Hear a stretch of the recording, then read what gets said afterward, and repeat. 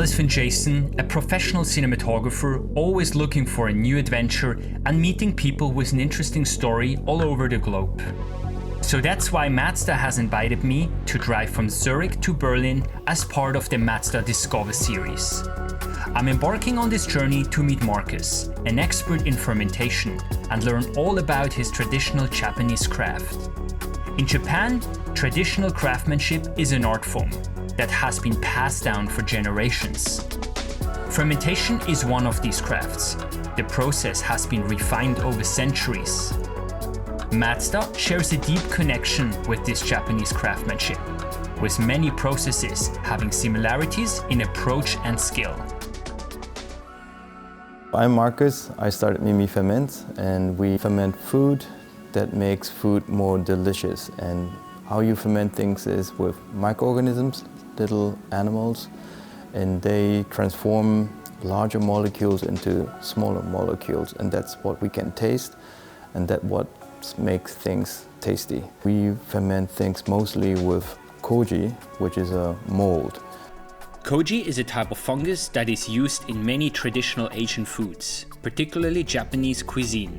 It's a crucial ingredient in making sake, soy sauce, miso, and mirin, among other fermented products. With Koji fermentation, you usually talk about 2 fermentation steps.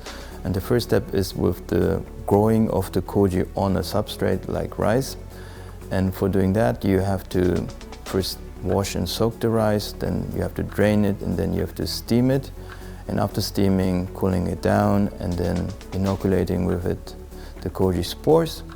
Then letting that Koji grow on the substrate for about 44 hours in a warm and humid environment. And after that, the substrate should be fluffy and completely overgrown with the mold.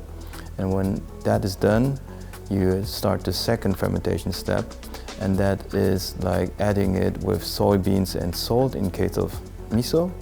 So you steam soybeans and you add them with the Koji rice and make big lumps of that and smash them in a barrel.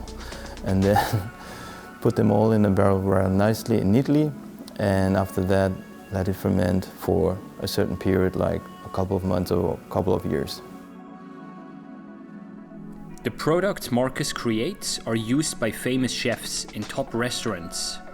His fermented products are also available for you to try yourself. It's guaranteed to improve the taste of any meal. If you try it, the taste is salty, rich, powerful.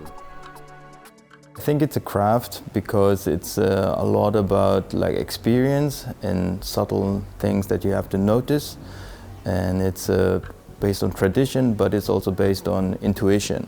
So you have to really feel into it. It's not just learning something from the script and doing that, but it's really having your whole soul in the process. I'm leaving Berlin and taking the scenic route back to Zurich. But I'm taking back with me also a deeper appreciation for the craft of Japanese fermentation, and was impressed by the complexity but also creative potential.